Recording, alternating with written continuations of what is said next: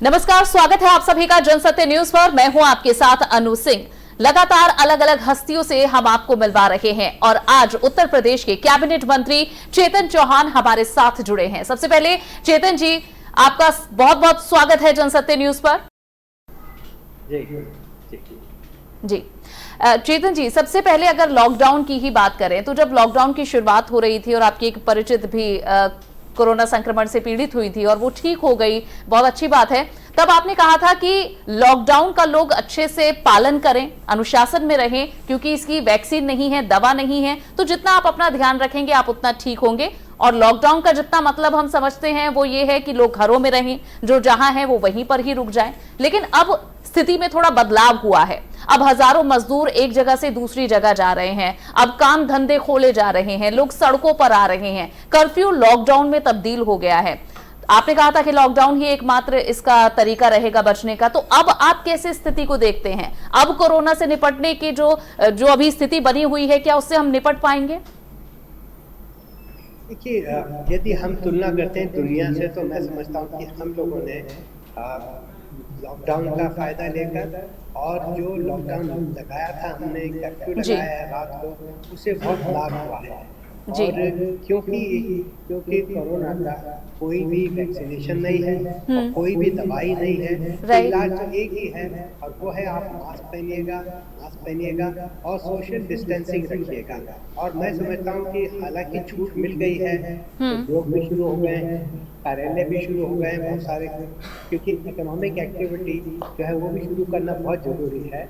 Economic activity बंद होने से रोजगार जो है वो बेरोजगारी भी एकदम से बढ़ गई है, इंडस्ट्रीज बंद हो गई हैं, दुकानें बंद हो गई हैं। तो जो भी मैं कहूँगा इकोनॉमिक एक्टिविटी बंद होने से फिर अर्थव्यवस्था पर जो है उसका फर्क पड़ता है। और फिर आम आदमी जो है, गरीब आदमी है, मजदूर आदमी है, ये लोग जो है ये लोग भी बेरोजगार होते हैं, तो फिर इनके भी जो है उनको भी परेशानी जो है बढ़ती है। अब सरकार ने ये खोल दिया है, सब जगह खुल रही हैं, दुकानें भी खुल रही हैं। यहाँ पर मैं समझता हूँ अभी भी लोग जो है व्यक्तिगत रूप से मैं समझता हूँ कि लोगों ने अभी भी पालन करना चाहिए, क्योंकि अभी भी लॉकडाउन चल रहा है। ऐसा नहीं कि खत्म हो गया है और पूरी छूट मिल गई है, ऐसा बिल्कुल भी नहीं है। तो मेरा सुझाव यही है सब लोगों को, मैं खुद भी इसी का पालन करता हूँ कि अभी तो मैं घर में हूँ इसीलिए मैंने मास्क नहीं पहना है, नहीं तो जरा सा भी मैं गाड़ी तक भी जाता हूँ तो मैं मास्क पहनता हूँ। और उसी प्रकार से किसी को मैं सामने नहीं बैठने देता हूँ। कोई मिलने आते हैं लोग तो वो भी उनकी कुर्सी जो है दूर रहती है। ऐसी ऑफिस में जाएं, इंडस्ट्री में जाएं, दुकानों में जाएं, हमने ये पालन करना चाहिए। नहीं तो अगर हमने बिल्कुल ही छूट दे दी और हमने भी अपने आप को दूर छोड़ दिया तो मैं समझता हूँ कि ये जो संक्रमण है ये बढ़ भी सकता है। बिल्कुल, और चेतन जी बढ़ रहा है। आप अगर सफर देखें मार्च से अभी तक का, तो बहुत ज्यादा तब्दीली आई है। 1 लाख से ऊपर अब हम चल रहे हैं, तो ये लगातार बढ़ रहा है, रोजाना नए रिकॉर्ड बन रहे हैं संक्रमित मरीजों के आने के। तो फिर क्या इसका उपाय लगता है? दूसरी तरफ आंकड़े बढ़ रहे हैं और हम अब लॉकडाउन में भी रिलैक्सेशन दे रहे हैं, तो कैसे ये चीजें पैरेलल चल सकती हैं क्या? इसके साथ हमको अब ऐसा एक आदत डालनी पड़ेगी, हमें इसके साथ ही रहना पड़ेगा।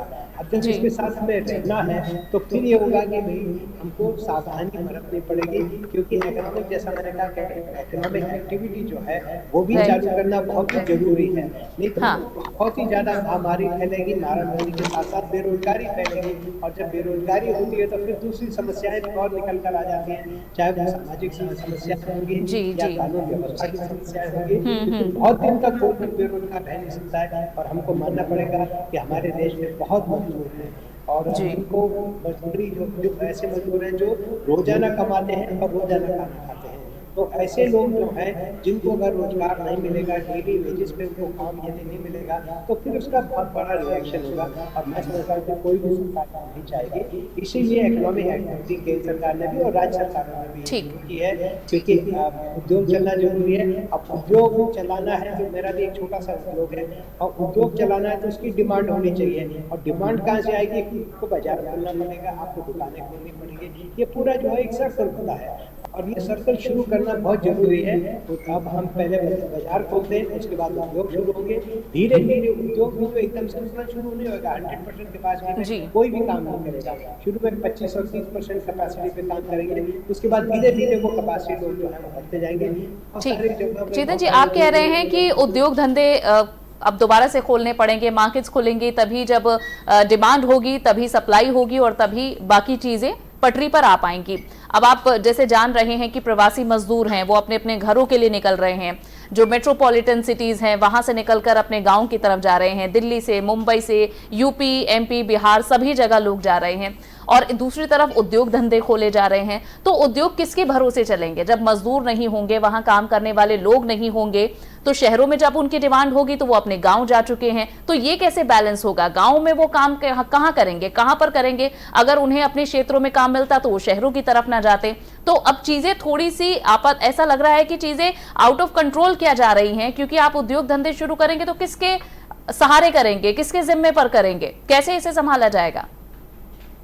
देखिए, मैंने अभी आपसे कहा कि उद्योग जो शुरू होंगे, जो भी उद्योग हैं, वो शुरू में 20% और 25%, ऐसा नहीं कि सारे मजदूर चले गए हैं। बहुत सारे मजदूर रुक भी गए जो निकलने वाले थे, लेकिन जैसे उनको पता चला, मैं आपको उदाहरण देता हूँ, खून आता देता हूँ, और बहुत सारे लोग बिजनौर के रहने वाले हैं और उत्तर प्रदेश के रहने वाले हैं। तो लगातार मेरे संपर्क में 100 से ज़्यादा लोग हैं जो हड़पसर इंडस्ट्रियल एरिया है वहाँ पर टिके हुए थे और नौकरी करते थे। अब लेकिन उनसे लगातार बात होती है, तो अब उनको भी मैंने कहा जो शुरू हो रहे हैं, मैंने कहा जरा पता करिएगा, जहाँ आप काम करते थे पता करिएगा। उन्होंने पता तो हम उन्होंने कहा कि हम तो शुरू करें, तो रुक गए। वैसे बहुत सारे लोग रुक भी रहे हैं। आज इंटरव्यू भी देख रहा था, कुछ मुंबई के लोग थे, वो आना चाह रहे थे, लेकिन उनको लगा कि नहीं अभी काम शुरू हो गया है और वो शुरू हो गए हैं काम।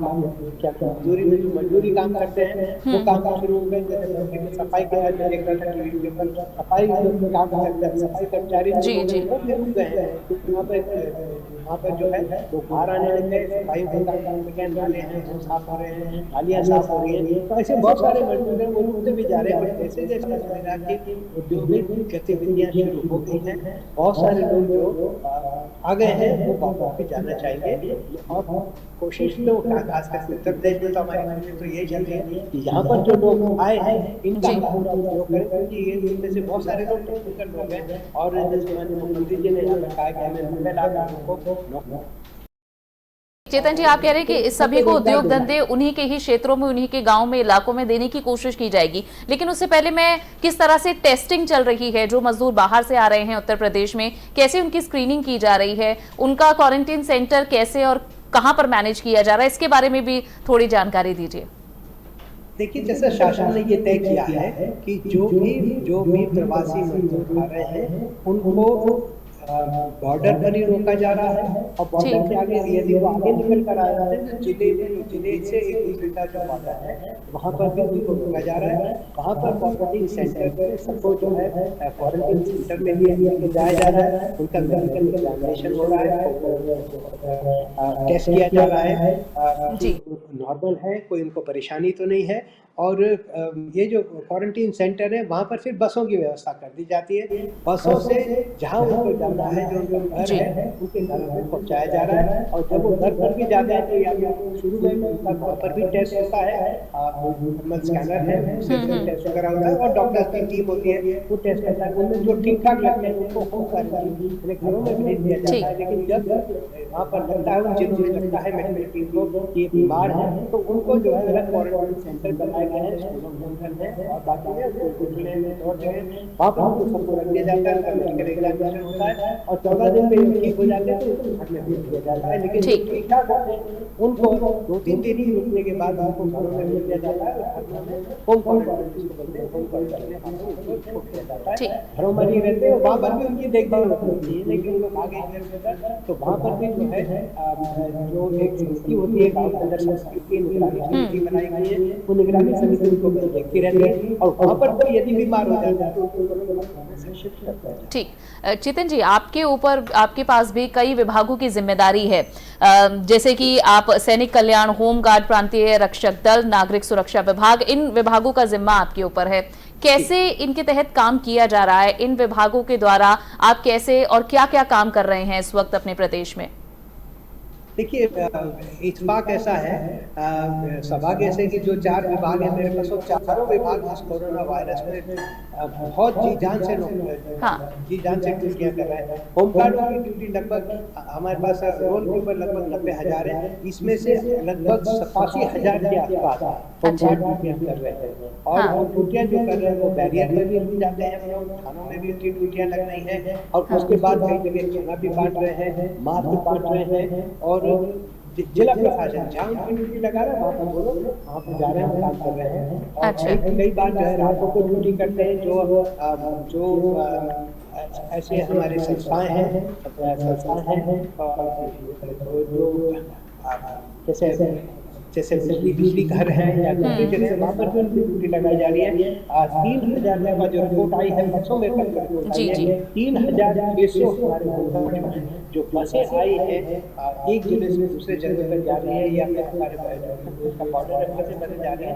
लगभग 3,600 होमगार्ड, एक होमगार्ड एक बस में बिठाया जा रहा है, और वहाँ पर जो जा रही है गंतव्य जो जगह है वहाँ पर छोड़कर घूमते हैं और वहाँ से वापस आ रहे हैं, तो उनकी ड्यूटी उसमें भी लग रही है। तो उससे भी जो है होमगार्ड ड्यूटी कर रहे हैं। सिविल डिफेंस 15 जिलों के अंदर है, 17 हमारे विभाग है अलग अलग, वहाँ पर भी लगभग इसमें जो ट्रेन है वो करीब 95,000 के आसपास है, और ये किसी मोहल्ले में रहते हैं, और जिले के अंदर जब भी नया कोई आदमी आता है बाहर से आता है उसकी सूचना प्रशासन को देते हैं, और उसका टेस्ट कराते हैं, मेडिकल टीम आ जाती है उसको टेस्ट कराते हैं, और ये लोग जो है लाउड स्पीकर से अनाउंस करते रहते हैं, मास्क पहनाते हैं, सैनिटाइजेशन करवाते हैं, और जो भी खाना भी बनवाते हैं लोग, पानी बनवाते हैं, मास्क बनवाते हैं, ऐसे बहुत सारे जो काम हैं वो करते हैं। साथ में सिविल डिफेंस का एक और काम होता है जो सबसे बड़ा काम होता है कि जो आम आदमी है उससे, क्योंकि मोहल्लों में रहने वाले लोग होते हैं, आम आदमी से उनका लगातार संपर्क होता है, ये जाकर उनका मनोबल बढ़ाता है। बहुत सारे लोग जो है आजकल चिंतित हैं, डरे हुए हैं, और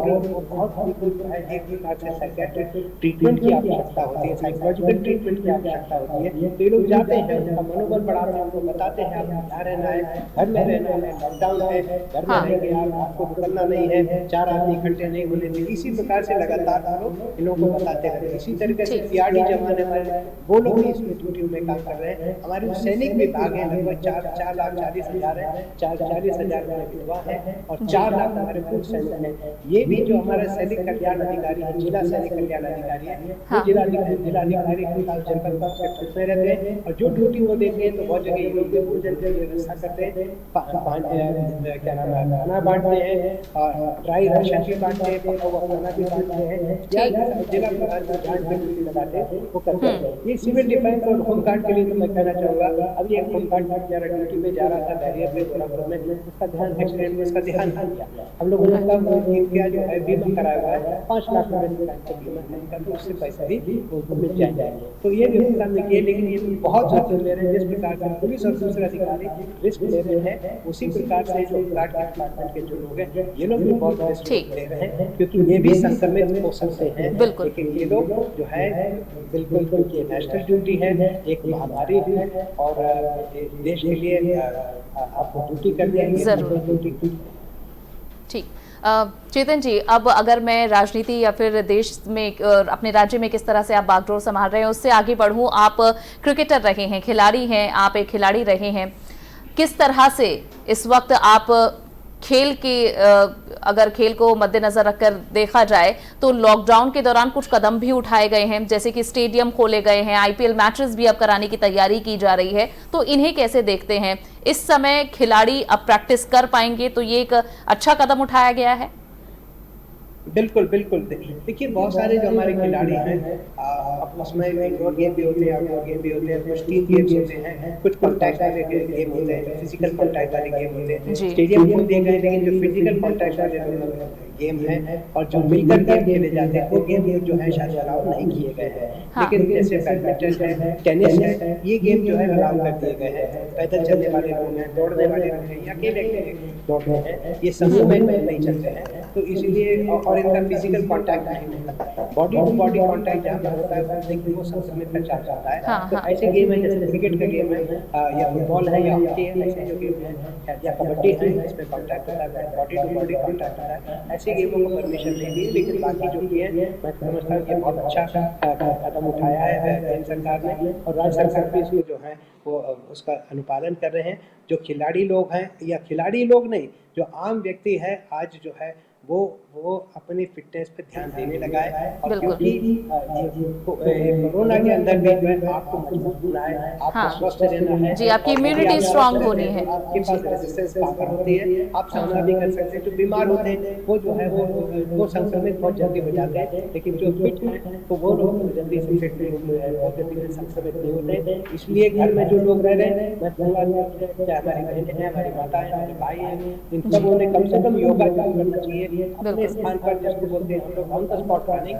शीशे के सामने आप जो है खड़े हो जाइए या तेज पैदल चले या दौड़ 5 मिनट 10 मिनट दौड़ लें, उसमें जरा सा रक्तचाप जो है आपका जो ब्लड सर्कुलेशन है वो तेज हो जाता है, और ब्लड सर्कुलेशन तेज हो गया फिर एक्सरसाइज कर लीजिए तो मतलब फिट हो गए, उसमें दोनों चीज़ें हो जाएगी, फिटनेस भी हो जाएगी और टाइम पे पास हो जाएगा। क्योंकि कई बार समस्या जो हो जाती है कि घर में आप बैठोगे तो आप कितनी देर टेलीविजन देखोगे, राइट, इंटरनेट में बात करोगे, टाइम पर पास करना एक बड़ी समस्या हो जाती है। किताब बहुत सारे लोग किताब पढ़ने वाले हैं या फिर इंटरनेट पे चले जाते हैं, लेकिन कुछ लोग जो है जो ज़्यादा पढ़ने में शौक नहीं है तो वो जो है दूसरे कुछ एक्सरसाइज करना चाहते हैं, तो ऐसी एक्टिविटी के लिए भी मैं समझता हूँ कि कुछ काम करें। मैं खुद अपनी बात करूँगा, मैं ग्राउंड सही मैं भी लगभग अपने शरीर पर हर 2-2.5 घंटे लगा रहा हूँ। अपने घर के अंदर ही मैंने एक जिम बना लिया है और घर के अंदर मैं पैदल चलता हूँ, बहुत तेज तेज 40 मिनट पैदल चलता हूँ और लगभग आधा घंटा योगा करता हूँ और वेट वगैरह उठाता हूँ, तो अपना शरीर सही रखता हूँ। तो मैं भी लोगों से कहूँगा कि खिलाड़ी लोग हैं, खूब खिलाड़ी हैं, अपना शरीर सही रखिएगा और फिट रहिएगा। और अगर आप फिट रहते हैं तो फिर कोरोना जैसी बीमारियां हैं आप इससे रेजिस्टेंस जो है, मैं नहीं कह रहा हूँ बिल्कुल को कोई नहीं लगेगा, लेकिन आपकी रेजिस्टेंस पावर जो है, इम्यूनिटी जो है वो आपकी बढ़ जाती है, अच्छी हो जाती है, उससे आप जो है कोरोना से हम लोग लड़ सकते हैं। लेकिन सबसे बड़ा उपाय एक ही है, मास्क पहनिएगा और सोशल डिस्टेंसिंग रखिएगा। चाहे आप बाजार में जा रहे हैं या आप कहीं पर भी हो, घर में हो, घर में तो आप ठीक ठाक है, लेकिन आप ऐसी घर से बाहर निकल रहे हैं, ये काम दो करना है। और ज़्यादा समय जो है यदि आपके पास कोई काम नहीं है तो घर बैठे दूर रहें, अपने आप को जो है बचाएं। जी चेतन जी, एक आखिरी सवाल, क्योंकि आप क्रिकेट से ताल्लुक रख चुके हैं और हमारे देश में क्रिकेट प्रेमी बहुत हैं, आईपीएल मैचेस की तैयारी हो रही है, लेकिन इसकी तैयारी क्या कहती है और कब तक आपको भी लगता है कि मैचेस दोबारा से देख पाएंगे हमारे दर्शक जो हमारे क्रिकेट के प्रेमी हैं? तो क्या आप इस पर कुछ बता सकते हैं उन्हें? कि मैं बहुत सकारात्मक व्यक्ति हूँ, कंस्ट्रक्टिव विचार वाला हूँ और बड़े पॉजिटिव मेरे विचार रहते हैं। तो मुझे लग रहा है कि ये जो है अगस्त तक जो है ये ठीक हो जाएगा, सितंबर तक मैं समझता हूँ चीज़ें काफ़ी कुछ नॉर्मल हो जाएंगे और क्रिकेट हो चाहे हॉकी हो फुटबॉल हो, ऐसे जो आउटडोर गेम है ये भी शुरू हो जाएंगे। और जहाँ तक आईपीएल का सवाल है, सरकार ने ये कहा है कि आप खेल सकते हैं, सब कर सकते हैं, लेकिन बिना दर्शकों के।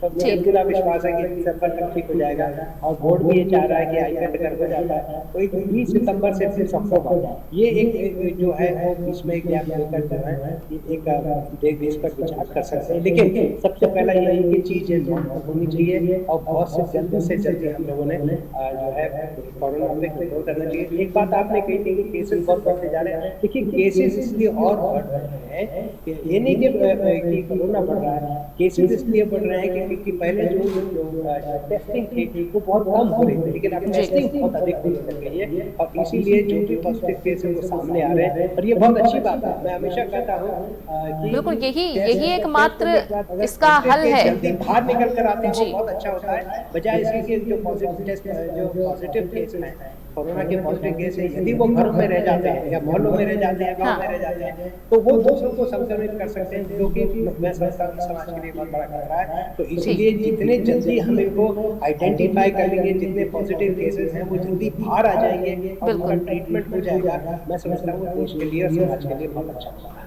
चलिए, बहुत बहुत शुक्रिया चेतन जी, आप हमारे साथ जुड़े और बहुत पॉजिटिव बातें आपने की हैं। जितनी समस्याएं लॉकडाउन के दौरान लग रही थी, आपसे बात करके लग रहा है कि जल्दी सब कुछ ठीक हो जाएगा। बहुत बहुत शुक्रिया हमें अपना समय देने के लिए। लॉकडाउन के दौरान भी जो अभी स्थिति चल रही है उसमें भी आप मास्क जरूर लगाएं और सोशल डिस्टेंसिंग का ध्यान रखें। यही चीजें हैं जो हमें इस बीमारी से बचा सकती हैं। फिलहाल के लिए बस इतना ही। जनसत्य न्यूज की और ज्यादा वीडियोस देखने के लिए आप हमें सब्सक्राइब करें, शेयर करें इस वीडियो को और लाइक करें।